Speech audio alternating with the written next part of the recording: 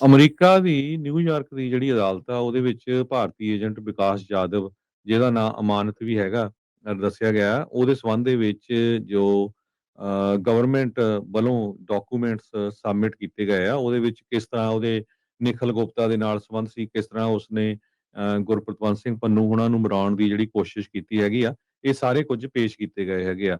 ਜਿੱਥੇ ਉਹਨਾਂ ਨੇ ਜਾਧਵ ਨੂੰ ਇੱਕ ਕੈਬਨਿਟ ਸੈਕਟਰੀਏਟ, ਜਿੱਥੇ ਰਾਜ ਦਾ ਦਫ਼ਤਰ ਆ, ਉਹਦਾ ਇੰਪਲਾਈ ਦੱਸਿਆ ਆ, ਤੇ ਉਹਨੇ ਅਮਾਨਤ ਨਾਂ ਵਰਤਿਆ ਨਿਊਯਾਰਕ 'ਚ ਇੱਕ ਅਮਰੀਕੀ ਨਾਗਰਿਕ ਨੂੰ ਮਾਰਨ ਦੇ ਲਈ। ਇਹ ਕਿ ਉਹਦੀਆਂ ਜਿੰਨੇ ਵੀ ਜੀਮੇਲ ਦੇ ਰੈਕਰਡਸ ਆ, ਉਹਦੀਆਂ ਪੇਰੋਲ ਸਲਿੱਪਸ ਹੈਗੀਆਂ, ਤੇ ਉਹਦੇ ਟੈਕਸ ਦੇ ਫਾਰਮ, ਇਹ ਸਾਰਾ ਕੁਝ ਉਹਦੇ ਵਿੱਚ ਸਬਮਿਟ ਕੀਤਾ ਗਿਆ। ਇਹਦੇ ਬਾਰੇ ਅੱਜ ਇੱਕ ਸਪੈਸ਼ਲ ਰਿਪੋਰਟ, ਉਹਨਾਂ ਦੀਆਂ ਪਿਕਚਰਸ, ਕਿਹੜੇ-ਕਿਹੜੇ ਡਾਕੂਮੈਂਟਸ ਆ, ਉਹ ਰਾਜ ਕਨਵੀਰ ਸਿੰਘ ਹੁਣੀ ਤੁਹਾਡੇ ਲਈ ਪੇਸ਼ ਕਰਨਗੇ। ਕਿਉਂਕਿ ਕਾਫੀ ਲੰਮੀ ਆ, ਸਾਡਾ ਖਬਰਾਂ ਦਾ ਸਮਾਂ ਇੰਨਾ ਲੰਮਾ ਨਹੀਂ ਹੁੰਦਾ। ਉਹਦੇ ਲਈ ਅੱਜ ਇੱਕ ਸਪੈਸ਼ਲ ਰਿਪੋਰਟ ਤੁਹਾਡੇ ਲਈ ਪੇਸ਼ ਕੀਤੀ ਜਾਊਗੀ। ਜੀ, ਬਿਲਕੁਲ।